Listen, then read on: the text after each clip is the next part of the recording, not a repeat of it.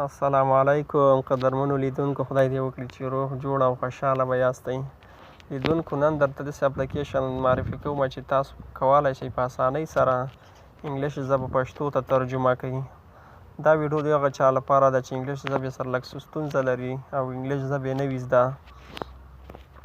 نو که هغه په واتساپ کې تاسو میسیج کوئ، که ایمیل شی درته راغلی وي، که هر شی وي، تاسو هماغلته ځای په ځای کافي کوي، هماغلته ځای په ځای ترجمه کوي. راځئ ملګرو، ویډیو شروع کوو. د ویډیو شروع کېدو نه مخکې تاسو څخه زه هیله کوم چې ټیکنیکل محمدي چینل د سره سبسکرایب کړئ، په خوا کې ورسره د ګینټۍ نشان هم ووهئ تر څو زموږ راتلونکې ویډیوګانې په وخت سره در ورسیږي. راځئ ملګرو، ویډیو شروع کوو. دغه اپلیکیشن ګورئ ملګرو، ترانسلیټ. تاسو به د دې لپاره لاړ شئ پلی سټور ته. کله چې پلی سټور ته لاړئ، دلته به ورته ولیکئ ترانسلیټ. دغه ګورئ لومړی اپشن ملګرو، د باندې به تاسو اوکې ووهئ.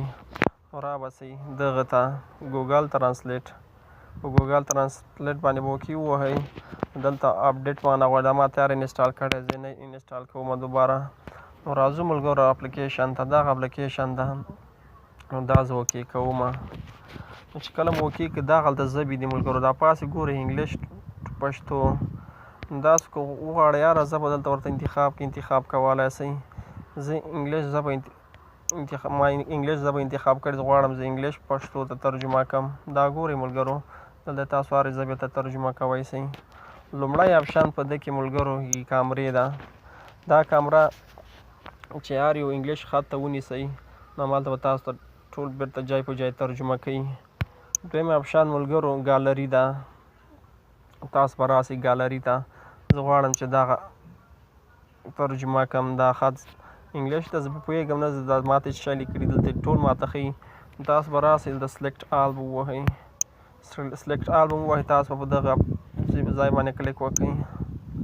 چې کله کلیک وکړئ ملګرو، دا پاس ګوره انګلیش ته، لاندې ترجمه پښتو، څومره په اسانۍ سره.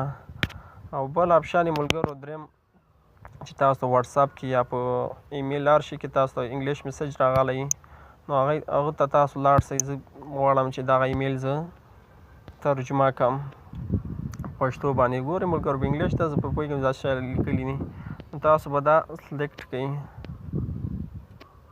چې کله مو دا سلیکټ کړئ، ګورئ ملګرو، زه غواړم چې تر دې ځایه ترجمه کړم. تاسو به دا کاپي اپشن اوکې کړئ. دا ګورئ ملګرو ترانسلیټ درته راغی. دلته اتومات ډول تاسو ته ترجمه کوي.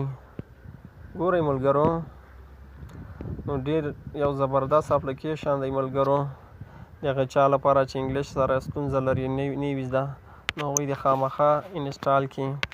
که ویډیو مو خوښه شوي، ویډیو لایک کړئ. کومه پوښتنه لرئ کمنټ کې راته ولیکئ. چینل مو نه وي سبسکرایب کړی، چینل سبسکرایب کړئ. نور مو په الله تعالی سپارم. مخته مو ښه.